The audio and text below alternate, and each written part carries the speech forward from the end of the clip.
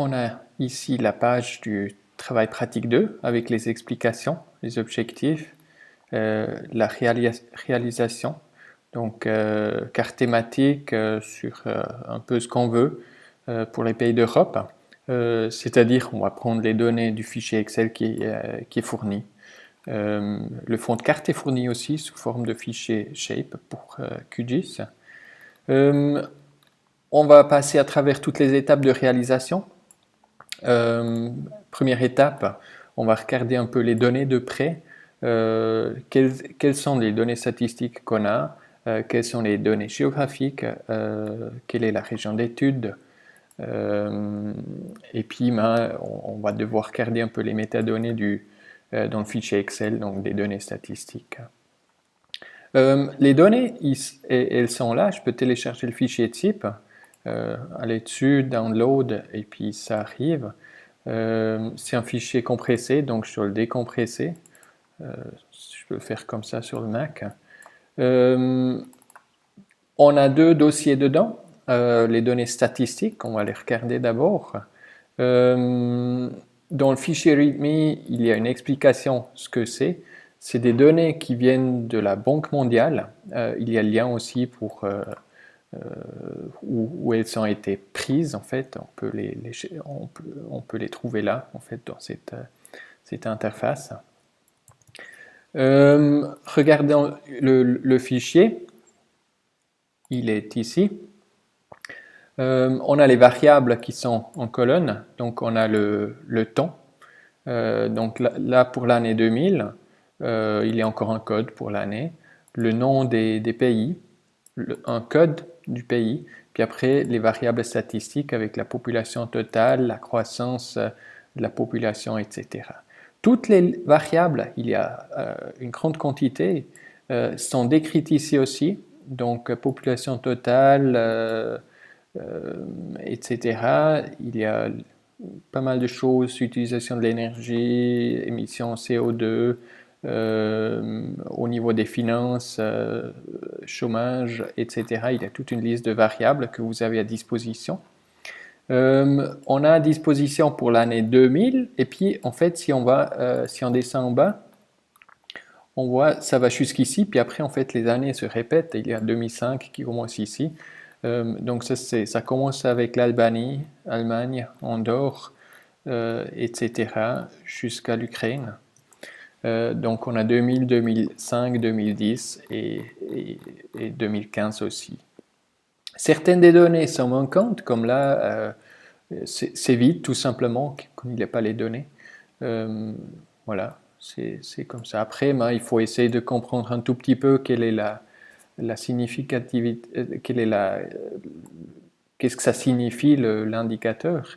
Et puis, on va devoir en choisir deux un peu plus tard, parmi un ou deux. En fait, ça dépend un peu de l'indicateur qu'on aura à disposition. Au niveau des données géographiques, elles sont dans fond de carte. Et puis là, on a plusieurs couches à disposition. C'est tout des fichiers Shape. Le fichier README, à nouveau, il explique d'où ça vient. Ça vient de naturalearthdata.com. Donc on peut aller regarder. En fait, on arrive à chercher les données, à les obtenir gratuitement depuis ce site web. Et puis certaines des données qu'on utilisera pour le TP sont déjà ici. Le fichier README, il contient aussi en fait le système de coordonnées, c'est le WGS 84. Donc ce sera à vous de choisir une projection qui montre bien la région d'étude, qui est l'Europe, sans trop de déformation. Ça va être un petit challenge de trouver une bonne projection à ce niveau-là. Au niveau des données, l'essentiel, ça va être les pays eux-mêmes, donc c'est par pays. Je peux ouvrir ça, donc voilà, ça s'affiche comme ça. C'est un fond de carte pour le globe entier. Ça ne nous dérange pas tant que ça parce qu'on peut zoomer dessus et puis le reste autour, ça s'affiche, mais il n'y aura pas de données. De toute manière, c'est une bonne pratique de laisser les pays autour aussi pour ne pas créer un effet île d'Europe. L'Europe, elle n'est pas toute seule dans le monde. Après, on a par exemple les rivières. C'est les rivières principales, hein. En Suisse, c'est le Rhône et puis le Rhin.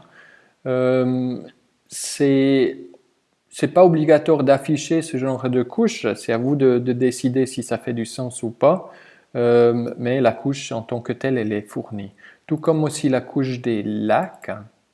Les lacs principaux aussi, donc en Suisse, il y a juste deux, le Léman et puis le lac de Constance. Très très généralisé, c'est complètement suffisant à cette échelle-là. Et puis évidemment, les pays nordiques, là, il y a un peu plus de lacs qui sont visibles. Après, on a aussi les lignes de côte. C'est juste là, je cache le reste, comme ça on voit mieux. Si on veut faire une couleur différente, en fait, la ligne de côte, parfois on a fait en bleu, bleu clair pour faire la limite. Sur une carte thématique, ça peut être un ton de gris différent, on va éviter le bleu pour des raisons de contraste. Il y a aussi les villes, en quelque sorte, en tout cas certaines des villes. Si on regarde en Suisse, il y a la capitale, et puis Genève et Zurich, où on peut aussi afficher les noms dans les propriétés, on peut afficher les étiquettes. Voilà, name. Puis comme ça, on a les noms qui sont affichés aussi, puis on peut les inclure ou pas, c'est à nouveau, c'est à vous de regarder si ça fait du sens. Donc ça, c'est les données qui sont à disposition pour le TP. La région d'études exactes, vous avez vu la liste des pays. Ils sont là, Albanie. Il y a, grosso modo, c'est les pays d'Europe jusqu'à l'Ukraine est dedans, la Russie est dedans aussi. Un mot encore pour la Russie elle est énorme. Donc elle va jusqu'à là-bas, jusqu'à là, ce côté-là. Nous, on va faire une cartographie qui ne couvre pas toute la Russie, mais juste une partie. On va couper au bout d'un moment. Style Moscou est là, et puis après, on peut très bien couper à ce niveau-là, et puis pas afficher le reste de la Russie sans problème. Une question qui est encore à résoudre, c'est est-ce que l'Islande est dedans? Ça, c'est aussi une question. Oui, l'Islande est dedans, c'est-à-dire ça va aller de là, grosso modo, à quelque part par ici. Au nord, le Spitzberg, ça fait partie de la Norvège, donc on peut très bien couper un peu comme ça même, il n'y a pas trop de problème. Comme ça, on voit tout. La Finlande, la Suède et la Norvège ne sont pas forcément complètes, tout comme la Russie. C'est pas très grave parce que l'essentiel dans ces pays se passe plutôt au sud. Et puis le Spitzberg, à part quelques sources polaires, il n'y a pas grand-chose. Au sud, peut-être juste regarder, il y a évidemment l'Espagne qui est dedans.